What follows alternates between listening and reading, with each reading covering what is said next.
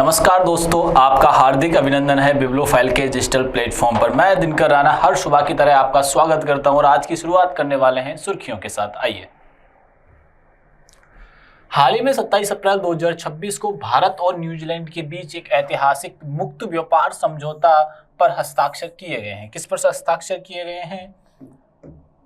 मुक्त व्यापार समझौता FTA, ठीक है ना। नई दिल्ली में संपन्न इस समझौते का उद्देश्य द्विपक्षीय व्यापार को बढ़ावा देना है। 100% भारतीय निर्यात के लिए शुल्क मुक्त पहुंच, ठीक है ना। जब भारत कोई भी चीज सेल करेगा या निर्यात एक्सपोर्ट करेगा तो उस पर कोई भी किसी भी प्रकार की ड्यूटी नहीं लगेगी। ये बात ध्यान रखना। ये अगले 15 वर्षों के लिए है, ठीक है। और कब है ये, मतलब कितने पैसे का होगा? तो ये डॉलर में बात की जाए तो 20 अरब डॉलर का होने वाला है। ये बात आप लोग यहाँ से ध्यान में रखिएगा। थॉमस एंड ओवेर कप का उद्घाटन डेनमार्क के होरेंस शहर में किया गया है। यह प्रतिष्ठित बैडमिंटन टूर्नामेंट है जो 24 अप्रैल से 3 मई 2026 तक आयोजित किया जा रहा है। यह थॉमस कप 34वां और ओवेर कप का 31वां संस्करण है, ठीक है जी। कौन कौन से हैं? थॉमस एंड ओवेर कप, ये बैडमिंटन से रिलेटेड है।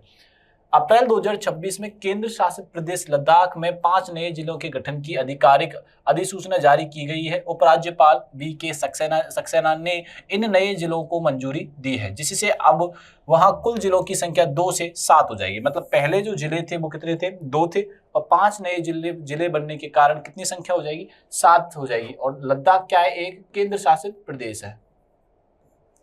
चलिए आगे बढ़ते हैं। भारतीय रेलवे मैकेनिकल इंजीनियरिंग यानी IRSME के वरिष्ठ अधिकारी दिलीप कुमार ने 27 अप्रैल 2026 को सेल के मुख्य सतर्कता अधिकारी के रूप में कार्यभार संभाला है, ठीक है। उन्होंने किसका स्थान ग्रहण किया है?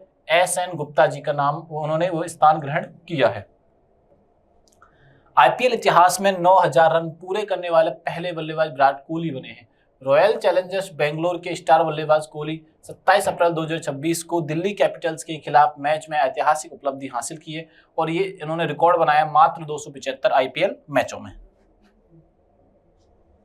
अमेरिका की संसद में हाल ही में रिपब्लिकन पार्टी के सांसदों द्वारा H1B वीजा कार्यक्रम को 3 साल के लिए स्थगित करने संबंधी एक विधेयक पारित हुआ है। ये बात आप लोग यहाँ से ध्यान में रखिएगा। आंध्र प्रदेश सरकार ने हाल ही में राज्य को भारत का सबसे बड़ा मशरूम उत्पादक बनाने के उद्देश्य से 13,000 करोड़ का विशाल मशरूम मिशन शुरू किया है, ठीक है। मशरूम उत्पादन में आंध्र प्रदेश सबसे आगे आने चाहता है, ठीक है। वहां के जो CM है चंद्रबाबू नायडू जी ने यह पहल प्रारंभ की है, ठीक है। कितना इन्वेस्टमेंट हुआ है? 13,000 करोड़। मुख्यमंत्री N चंद्रबाबू नायडू ने नेतृत्व में यह परियोजना ग्रामीण रोजगार और महिलाओं के स्वयं सहायता समूह पर विशेष ध्यान केंद्रित करते हुए छोटे किसानों और निर्यात के अवसरों को बढ़ावा देने के लिए तैयार की गई है। हाल ही में महाराष्ट्र सरकार ने बॉलीवुड अभिनेता रितेश देशमुख और उनकी पत्नी जिनेलिया डिसूजा को महाराष्ट्र राज्य सड़क परिवहन निगम का ब्रांड एम्बेसडर नियुक्त किया है। यह जोड़ी अगले 5 वर्षों के लिए राज्य के रोड सेफ्टी कैंपेन, सड़क सुरक्षा अभियान और लाल परी ST बसों की बढ़ावा देने के लिए ब्रांड का चेहरा बनेंगे, ठीक है। हाल ही में भारत और किस देश के बीच मुक्त व्यापार समझौते पर हस्ताक्षर हुए हैं? ठीक है, भारत और किस देश के मध्य? ये जो समझौता हुआ है भारत और न्यूजीलैंड के मध्य हुआ है बच्चों। भारत और न्यूजीलैंड के मध्य ये समझौता हुआ है कि एक्सपोर्ट ड्यूटी नहीं लगेगी, किसी पर भी क्या नहीं लगेगी? एक्सपोर्ट ड्यूटी नहीं लगेगी। ये बात आप लोग यहाँ से ध्यान में रखिएगा। बात समझ में आई कि नहीं? एक्सपोर्ट ड्यूटी नहीं लगेगी आने वाले वर्षों के लिए, और ये लगभग जो व्यापार होगा 20 अरब डॉलर। ये बात आप लोग यहाँ से ध्यान रखना, ठीक है। टैरिफ फ्री कंट्री, ये बात ध्यान रखना। और किस देश के साथ समझौता किया? भारत ने FTA पर साइन किए हैं। किस पर साइन किए? FTA पर साइन किए हैं। किसके साथ किए? तो ये किए हैं न्यूजीलैंड के साथ में। अमेरिका में हाल ही में रिपब्लिक पार्टी के सांसदों को, ठीक है ना, ये बात आप लोग यहाँ से ध्यान रखना। मैं इसके आगे पढ़ेंगे इन चीजों को। न्यूजीलैंड के बारे में जानने का प्रयास करते हैं। न्यूजीलैंड देश के बारे में बात करते हैं। न्यूजीलैंड एक देश है और एक किस कॉन्टिनेंट में है? ये ऑस्ट्रेलिया कॉन्टिनेंट में है। किस देश में है ये? किस कॉन्टिनेंट में? ऑस्ट्रेलिया। यहाँ की कैपिटल क्या है? वेलिंगटन है। और यहाँ की जो करेंसी है वो है न्यूजीलैंड डॉलर, ठीक है। ये बात ध्यान रखना। और यहाँ के जो प्राइम मिनिस्टर हैं वो हैं क्रिस्टोफर लक्सन। न्यूजीलैंड के जो प्राइम मिनिस्टर है वो है क्रिस्टोफर लक्सन है, ये बात ध्यान रखना। और लार्जेस्ट सिटी ऑफ न्यूजीलैंड की कौन सी है? ऑकलैंड। ऑकलैंड न्यूजीलैंड का सबसे बड़ा शहर है, ठीक है ना। वो वीजा के बारे में इंफॉर्मेशन थी जो मैं आपको आगे बताऊंगा, ठीक है। आओ बढ़ते हैं आगे। न्यूजीलैंड के खिलाड़ी फिन एलन ने T20 वर्ल्ड कप इतिहास का सबसे तेज शतक लगाया था। आपसे पूछा जाएगा कि T20 इतिहास का सबसे तेज शतक। आईसीसी T20 2026 जो वर्ल्ड कप हुआ था जिसने भारत में हुआ था, आईसीसी 2026 T20 वर्ल्ड कप किस देश ने होस्ट किया था? भारत और श्रीलंका ने किया था। भारत और श्रीलंका ने होस्ट किया था। उस टूर्नामेंट के दौरान सबसे ज्यादा T20 सबसे तेज T20 शतक, सबसे तेज T20 शतक जो लगाया वो किसने लगाया था? तो वो लगाया था बच्चों फिन एलन ने। ये बात ध्यान रखना, किसने शतक लगाया था? तो ये शतक लगाया था फिन एलन ने। ये बात आप लोग यहां से ध्यान में रखिएगा। क्लियर है? मुआनपुई सहायाबी को न्यूजीलैंड के भारत का अगला उच्चायुक्त नियुक्त किया गया है। न्यूजीलैंड के लिए भारत का उच्चायुक्त जो चुने गए वो कौन है? मुआनपुई सहायाबी हैं। न्यूजीलैंड में गहरे समुद्रों में 300 वर्ष पुराना विशाल ब्लैक कोरल खोजा गया है, ठीक है। क्या खोजा गया? 300 साल पुराना ब्लैक कोरल कहाँ खोजा गया है? तो ये खोजा गया है न्यूजीलैंड में। बात समझ में आई कि नहीं है? कहाँ खोजा गया बच्चों? ये न्यूजीलैंड में खोजा गया है। न्यूजीलैंड 16 वर्ष से कम उम्र के बच्चों की सोशल मीडिया उपयोग पर प्रतिबंध लगाएगा और लगा भी दिया गया है, ये बात ध्यान रखना। न्यूजीलैंड ने दक्षिण अफ्रीका को हराकर आईसीसी T20 वर्ल्ड कप 2024 जीता था। आपको पता रखना चाहिए कि महिला आईसीसी T20 वर्ल्ड कप जो हुआ 2024 का वो किसने जीता था? तो वो जीता था दक्षिण न्यूजीलैंड ने। किसको हराया था? साउथ अफ्रीका को। और 2024 के मेंस वर्ल्ड कप में ही भारत ने किसको हराया था? साउथ अफ्रीका को हराया था। कहाँ हराया था? बारबाडोस में। बारबाडोस में हराया था। ये मेंस T20 की बात कर रहे हैं। मेंस T20 वर्ल्ड कप 2024 जो भारत ने जीता था उसमें महिलाओं की बात की जाए तो कब जीता गया था? तो आप ध्यान रखना महिलाओं में, ठीक है, न्यूजीलैंड ने जीता। बात क्लियर है? चलो आगे बढ़ते हैं, नेक्स्ट क्वेश्चन को जानने का प्रयास करते हैं। हाल ही में थॉमस एंड उबेर कप 2026 का उद्घाटन किस देश में हुआ है? Thomas and Uber cup, Thomas and Uber cup, Thomas and Uber cup का जो उद्घाटन हुआ है बच्चों ये हुआ है डेनमार्क में। कहाँ हुआ है? डेनमार्क में। ये बात आप लोग यहाँ से ध्यान, 3 मई तक ये प्रतियोगिता चलने वाली है। किससे संबंधित है ये? बैडमिंटन से संबंधित है। किससे संबंधित है? बैडमिंटन से संबंधित है। ये बात आप लोग यहाँ से ध्यान में रखना। कहाँ से किन खेलों से संबंधित है? तो ये पहले देश की बात की है तो डेनमार्क से संबंधित है। और कौन सा खेल है ये? कौन सा खेल खेला जाएगा? तो उसमें बैडमिंटन गेम खेला जाएगा। आपको एक बात ध्यान रखनी, डेनमार्क की कैपिटल आपको यहाँ से याद रखनी है। फिनलैंड की कैपिटल नॉर्वे की कैपिटल क्या है? ओस्लो है। और यहाँ पे नोबेल का शांति का पुरस्कार दिया जाता है। नोबेल जो शांति पुरस्कार है वो ओस्लो में दिया जाता है, शांति का नोबेल प्राइज। ये बात आप लोग यहाँ से ध्यान में रखिएगा। चलो आगे बढ़ते हैं, ठीक है। डेनमार्क, और डेनमार्क की राजधानी क्या है? कोपेनहेगन है, ठीक है। और यहाँ जो मुद्रा चलती है वो डेनिश क्रोन चलती है। क्रोन एक देश की और मुद्रा जिसका नाम है स्वीडन। स्वीडन की मुद्रा क्या है बच्चों? तो स्वीडन की कैपिटल तो है स्टॉकहोम और यहाँ की मुद्रा क्या है? क्रोनार। मुद्रा क्या है यहाँ की? क्रोनार। ये बात भी अपने को यहाँ से ध्यान में रखनी है। चलो यहाँ के पीएम कौन है? मेटे फ्रेडरिक्सन है। ये बात ध्यान रखने वाली है। हाल ही में 5 नए जिलों की अधिसूचना जारी की गई है, ठीक है। 5 नए जिले बने हैं। ये हुआ है केंद्र शासित प्रदेश लद्दाख में। पहले 2 जिले थे लद्दाख में, पहले कितने थे? 2। न्यू जिले कितने बन गए? 5। अब वो कितने गए हैं? 7। टोटल कितने जिले बन गए बच्चों? 7 नए जिले बन गए हैं। कहां पे बने हैं ये? लद्दाख के अंदर जिले ये बनाए गए। ये केंद्र शासित प्रदेश है लद्दाख, केंद्र शासित प्रदेश, ठीक है जी। आओ आगे बढ़ते हैं। लद्दाख में 5 नए जिलों की अधिसूचना जारी की गई है। इसकी जानकारी खुद एलजी विनय कुमार सक्सेना जी ने दी है। ये बात ध्यान रखिएगा। अधिकारिक सोशल मीडिया हैंडल पर भी है। उन्होंने लिखा है कि लद्दाख के लिए एक ऐतिहासिक दिन है। मैंने लद्दाख में 5 नए जिलों के गठन की अधिसूचना को मंजूरी दे दी, जिससे लद्दाख के लोगों की आकांक्षा और लंबे समय तक लंबित मांग को पूरा किया जा रहा है, ठीक है। और लद्दाख से जुड़े कुछ और चीजों के बारे में जानते हैं। हाल ही में पेट्रोग्लिफ संरक्षण पार्क खोला गया है। यह बात ध्यान रखना, हाल ही में, हाल ही की घटना है। लद्दाख में हिम सरोवर परियोजना का उद्घाटन किया गया है। हिम सरोवर परियोजना का प्रारंभ किया गया है। गगनयान अंतरिक्ष यात्रियों ने मानवीय सीमाओं के परीक्षण के लिए लद्दाख में मिशन मित्र शुरू किया है। क्या शुरू किया है? मिशन मित्र भी शुरू किया गया है। और भारत की पहली शीत रेगिस्तानी नदी पर बहाली परियोजना लद्दाख में शुरू की गई है। ठीक है ना, पहली शीत रेगिस्तानी नदी कौन सी है? बहाली परियोजना। इस कौन सी परियोजना प्रारंभ की गई है? बहाली नाम की एक परियोजना है जो प्रारंभ की गई है। लद्दाख के पर्यटन विभाग ने holistic homestay support framework launch किया है। ठीक, holistic home stay support launch किया है। वायुसेना प्रमुख ने लद्दाख में न्योमा एयरवेस का उद्घाटन किया है। और लद्दाख में समुद्र तल से 19,400 फीट की ऊंचाई पर विश्व की सबसे ऊंची मोटर योग्य सड़क का निर्माण भी कर दिया। ये लद्दाख के अंदर ये सारे कार्यक्रम हुए हैं। हाल ही में सीएल ने किसे प्रमुख सतर्कता अधिकारी नियुक्त किया है? सतर्कता अधिकारी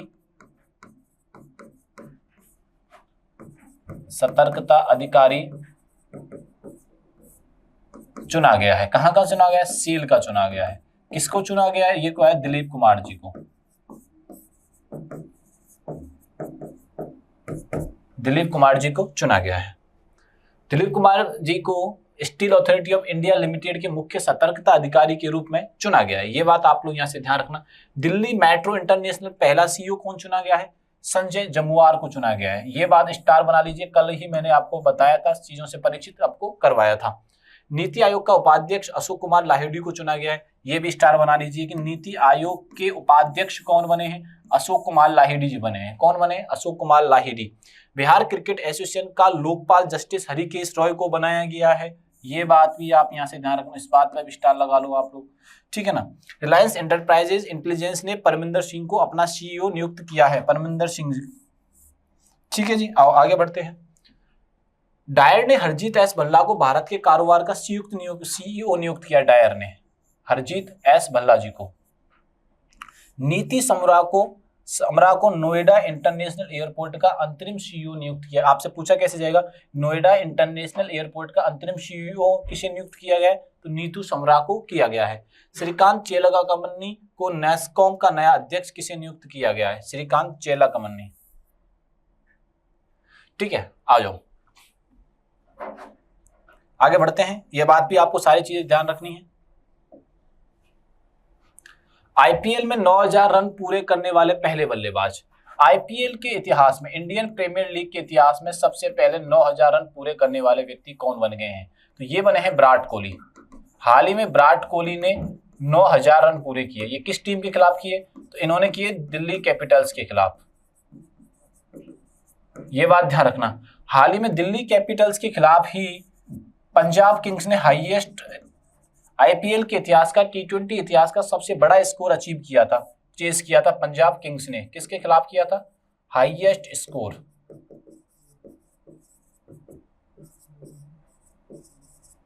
ये बात आप लोग यहां से ध्यान रखना। तो विराट कोहली ने 9,000 रन का रिकॉर्ड बनाया है। ये सबसे पहले 9,000 रन पूरे करने वाले आईपीएल के इतिहास के क्रिकेटर बन गए हैं। आईपीएल पहली बार प्रारंभ कब हुआ था बच्चों? 2008 में आईपीएल प्रारंभ हुआ था। पहली बार आईपीएल जीता किसने था? तो पहली बार आईपीएल जीता था राजस्थान रॉयल्स ने। ठीक है, और राजस्थान रॉयल्स के कैप्टन कौन थे उस समय पर? तो उस समय पर कैप्टन थे सैन वॉर्न। और लास्ट जो आईपीएल हुआ है, 18th जो सीजन हुआ था 2025 में, और 2025 का आईपीएल का खिताब किसने जीता था? आरसीबी ने जीता था। आरसीबी ने ये खिताब जीता था। इसके कैप्टन कौन थे? रजत पाटीदार। ये बात आप लोग यहां से ध्यान में रखिएगा। ठीक है ना। Top scorer Rohit Sharma, Shikhar Dhawan, David Warner, KL Rahul है। ये बात भी अपने को यहां से याद रखनी है। भारत के क्रिकेट दिग्गज विराट कोहली ने इंडियन प्रीमियर लीग में 9,000 रन सबसे पहले पूरे किए। ठीक है, ये रॉयल चैलेंजर्स बेंगलोर से खेलते हैं और दिल्ली कैपिटल्स के खिलाफ ये रन 9,000 रन इन्होंने पूरे किए थे। हाल ही में किस देश की संसद में H1 वीजा कार्यक्रम का 3 साल के लिए स्थगित करने की विधेयक पेश किया? पहले बात यह समझनी कि H1B वीजा क्या होता है। H1B वीजा एक्चुअली में एक वर्किंग वीजा होता है। ये क्या होता है? वर्किंग वीजा होता है। ये क्या होता है? वर्किंग वीजा होता है। जैसे कि कोई इंडियन अमेरिका में काम करना चाह रहा है, जैसे कि कोई इंडियन यूएसए में काम करना चाह रहा है, जैसे आईटी से रिलेटेड है या किसी भी फील्ड से वो रिलेटेड है। इंडिया का कोई भी व्यक्ति किससे कहां पे काम करना चाह रहा है? यूएसए में। एक वर्किंग वीजा होता है, ये वर्किंग वीजा होता है यूएसए में काम करने के लिए, यूएस गवर्नमेंट के द्वारा दिया जाता है H1B वीजा। अब क्या चाहते हैं कि वहां की संसद ने ये कह दिया कि भैया हम किसी भी 3 साल तक किसी भी बाहर के व्यक्ति को यहाँ पे काम करने नहीं देंगे, तो इसको लेके एक विधेयक पेश हुआ है, ये बात ध्यान रखना। तो ये किसने किया है? अमेरिका ने किया है, ठीक है। H1 वीजा का मतलब समझ आया? जैसे कि आप कोई इंजीनियर हो, आप कोई डॉक्टर हो, तो आप बाहर अमेरिका में काम करना चाहते हो, और अमेरिका वाले चाहते हैं कि भैया कि आप 3 साल तक होल्डर हो, तो उसके बाद हम चीजें देखेंगे। क्लियर है ना? चलो आगे बढ़ते हैं। अमेरिका के हाल ही में रिपब्लिक पार्टी के सांसदों के एक समूह ने कांग्रेस यानी अमेरिकी संसद में H1 वीजा के कार्यक्रम को 3 साल के लिए स्थगित करने का संबंधी विधेयक पेश किया है। रिपब्लिक सांसदों का तर्क है कि इस कार्यक्रम का दुरुपयोग करके अमेरिकी कामगारों की जगह कम दामों में विदेशी कर्मी लाए जा रहे हैं। तो ये क्या होता है कि जब बाहर से लोग आते हैं तो वहां के लोकल लोगों को समस्या होने लग जाती है कि बाहर से जो लोग आ रहे हैं वो कम दर पर आ रहे हैं, और जो उनका बेनिफिट जो लोकल लोग हैं उनको नहीं मिल रहा होता है। इस वजह से वहां के अमेरिकन लोग भारतीय लोगों को क्या, बाहर के जो लोग आते हैं आउट ऑफ यूएसए वाले को, सभी का वो विरोध कर रहे हैं, ठीक है ना। आ जाइए भाई। 23 अप्रैल को मनाया जाता है अंग्रेजी भाषा दिवस, और आज है 1 अप्रैल। आज क्या है? 1 अप्रैल। तो 1 अप्रैल को मनाया जाता है लेबर डे, ये बात ध्यान रखना। श्रमिक दिन मनाया जाता है 1 अप्रैल को। क्या मनाया जाता है? श्रमिक दिवस मनाया जाता है, ये बात आप लोग यहां से ध्यान रखना। और 1 मई को ही गुजरात और 1 मई को ही महाराष्ट्र का गठन हुआ था, ये बात ध्यान रखना। गुजरात का जो जन्म दिवस मनाया जाता है, गुजरात का जो एस्टेब्लिश स्थापना दिवस मनाया जाता है, वो 1 मई को मनाया जाता है। और गुजरात जो राज्य बना था वो 1960 1 मई को बना था। और सेम कहानी है महाराष्ट्र की। महाराष्ट्र का भी जो गठन हुआ था, स्थापना दिवस 1 मई को मनाया जाता है। तो 1 मई 1960 के दिन ही गुजरात और महाराष्ट्र का भाषा के नाम पर गठन हुआ था, ठीक है ना। ये बात ध्यान रखना। अब अपन ने यूएसए से क्या क्या बोरो किया है? प्रस्तावना का विचार, मूल अधिकार, महाभियोग, स्वतंत्र न्यायपालिका और न्यायिक पुनरावलोकन। तो ये सारी चीजें हमने किससे बोरो की हैं? तो ये यूएसए से बोरो हमने की है। डोनाल्ड ट्रंप ने वाशिंगटन डीसी में आर्क डी ट्रंप स्मारक की योजना का अनावरण किया है। योजना भैया अमेरिका में भी चलते हैं, एक योजना बनाई है आर्क डी ट्रंप, और ये डोनाल्ड ट्रंप ने वाशिंगटन डीसी में प्रारंभ की है। यूएस के सिएटल में स्वामी विवेकानंद जी की पहली पूर्ण आकार की प्रतिमा का अनावरण किया गया। स्वामी विवेकानंद जी की पूर्ण आकार की एक प्रतिमा कहाँ अनावरण किया गया? तो यूएसए के सिएटल में किया गया है। चंद्रमा के निकट भेजे गए आर्टेमिस सेकंड नामक मानव युक्त मिशन को अमेरिका की अंतरिक्ष एजेंसी नासा ने भेजा है। अमेरिका के येलोस्टोन नेशनल पार्क में दुनिया के सबसे बड़े एसिडिक गीजर इचिनस में विस्फोट हुआ है, ठीक है भैया। एशिया के सबसे बड़े गीजर, एसिडिक गीजर है, इचिनस है इसका नाम, उसमें क्या हो गया? विस्फोट हुआ है। यूएसए के मोंटाना महात्मा गांधी की प्रतिमा का अनावरण किया गया है। आप देखो सियाटल जगह नाम रखनी है, सियाटल में क्या क्या है? स्वामी विवेकानंद जी का किया गया है। और सियाटल के अलावा महात्मा गांधी, और यूएसए मोंटाना में किया गया महात्मा गांधी का, और वहां पे किया गया स्वामी विवेकानंद जी का सियाटल के अंदर। ईरान के खिलाफ ऑपरेशन एपिक फ्यूरी शुरू किया है। आपसे ये पूछा जाएगा कि एपिक फ्यूरी जो ऑपरेशन है किसने चलाया था? जैसे आपसे पूछ लेगा कि सिंदूर अटैक किसने सिंदूर जो एक ऑपरेशन है वो किसने चलाया था, किस देश पर चलाया था? तो एपिक फ्यूरी यूएसए के द्वारा ईरान के खिलाफ चलाया गया है। अमेरिका की मिलिट्री ने पहली बार न्यूक्लियर माइक्रो रिएक्टर को एयरलिफ्ट किया है। हाल ही में किस राज्य सरकार ने 13,000 करोड़ का विशाल मशरूम मिशन शुरू किया है? ये जो राज्य है वो ये प्राप्त करना चाहता है कि हम भारत में सर्वाधिक, या भारत के जितने भी राज्य हैं उनमें सर्वाधिक किसका उत्पादन करें? मशरूम का। तो मशरूम के उत्पादन को बढ़ाने के लिए 13,000 करोड़ की स्कीम लाई गई है, वो लाई गई है आंध्र प्रदेश के द्वारा। राज्य सरकार के द्वारा 13,000 करोड़, ठीक है, 13,000 करोड़ की चीजें स्टार्ट की गई हैं वो, ठीक है। और किस लिए की गई है? मशरूम के उत्पादन को बढ़ाने के लिए। किस राज्य में की गई है? तो वो की गई है आंध्र प्रदेश के अंदर। और आंध्र प्रदेश के जो सीएम है वो है चंद्रबाबू नायडू जी, उन्होंने ये प्रारंभ किया है। ये बात आप लोग यहां से ध्यान में रखिएगा। चलो आगे बढ़ते हैं। आंध्र प्रदेश राज्य सरकार ने लगभग 13,000 करोड़ के निवेश के साथ पहले मशरूम मिशन की घोषणा की है। इस घोषणा का नेतृत्व मुख्यमंत्री एन चंद्रबाबू नायडू जी ने किया है, ठीक है। इसका पहल का उद्देश्य भारत का सबसे बड़ा मशरूम उत्पादक बनना है, ठीक है। आंध्र प्रदेश एक ऐसा राज्य है जो भाषा के नाम पर गठन हुआ था। आंध्र प्रदेश राज्य का गठन भाषा के नाम पर हुआ था, ठीक है। इसकी राजधानी अमरावती, और पहले कौन सी थी? हैदराबाद कब थी? जब आंध्र प्रदेश से कौन सा राज्य अलग नहीं हुआ था? तो तेलंगाना तब तक राज्य अलग नहीं हुआ था। अभी तेलंगाना की राजधानी क्या है? हैदराबाद है, ठीक है ना। सीएम कौन है? चंद्रबाबू नायडू जी है। गवर्नर कौन है? एस अब्दुल नजीर है। ये बात आप लोग यहां से ध्यान में रखिएगा। चलो आगे बढ़ते हैं। इसरो ने श्रीहरिकोटा में दूसरा गगनयान एयर ड्रॉप टेस्ट आयोजित किया है। श्रीहरिकोटा में इसरो ने गगनयान एयर ड्रॉप टेस्ट आयोजित किया है, सेकंड। आंध्र प्रदेश सरकार ने बुनकरों के लिए मुफ्त बिजली योजना शुरू की है। बुनकरों के लिए क्या है कि भैया आज अच्छे से काम कीजिए, और उनके लिए क्या कर दिया गया? बिजली फ्री कर दी गई है।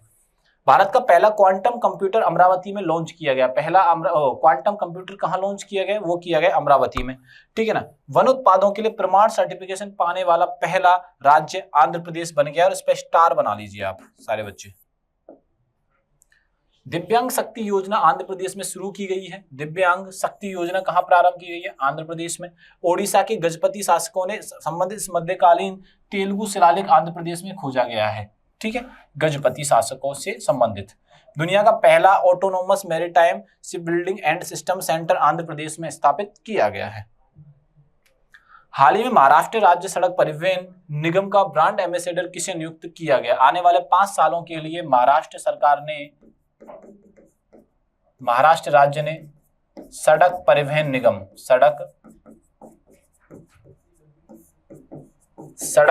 निगम, ठीक है, ब्रांड एम्बेसडर चुना गया है रितेश देशमुख और उनकी पत्नी जेनेलिया डिसूजा को। ये बात ध्यान रखना, डिसूजा अब नाम है इनका देशमुख। दोनों हस्बैंड और वाइफ को चुना गया है। इन्फोसिस कार्लोस अल्कारेज को अपना ग्लोबल ब्रांड एम्बेसडर बनाया है, ठीक है ना। इन्फोसिस ने अपना ब्रांड एम्बेसडर किसको बनाया है? कार्लोस अल्कारेज को, एक टेनिस प्लेयर है। 1-8 का ब्रांड एम्बेसडर स्मृति मंधाना को नियुक्त किया गया। विराट कोहली की कंपनी है, लेकिन ब्रांड एम्बेसडर किसे बनाया गया है? स्मृति मंधाना को बनाया गया है। जिंदल स्टेनलेस स्टील का पहला ब्रांड एम्बेसडर रणवीर सिंह को नियुक्त किया गया है। वैलरी एडम्स को वर्ल्ड 10K बेंगलुरु 2026 का ग्लोबल एम्बेसडर नियुक्त किया गया है, ठीक है ना। यमहा म्यूजिक इंडिया का एम्बेसडर AR रहमान को चुना गया है। केंद्रीय गृह मंत्री द्वारा जनगणना 2027 के लिए सुदर्शन पटनायक को ब्रांड एम्बेसडर चुना गया है, ठीक है ना। सुदर्शन पटनायक जी को चुना गया है। भारत इंटरफेस फॉर मनी भुगतान ऐप का ब्रांड एम्बेसडर महेंद्र सिंह धोनी को नियुक्त किया गया है। रविंद्र जडेजा को सिटी यूनियन बैंक का प्राथमिक एम्बेसडर नियुक्त किया गया। ये सारी घटनाएं यहाँ पे उपलब्ध है। वीडियो अच्छा लगे तो बच्चों दोस्तों को ज्यादा से ज्यादा शेयर करिएगा। चैनल को सब्सक्राइब करना बिल्कुल भी नहीं भूलना है। ये सभी जानकारी आपको टेलीग्राम पर मिलने वाली है। तब तक के लिए थैंक यू, धन्यवाद।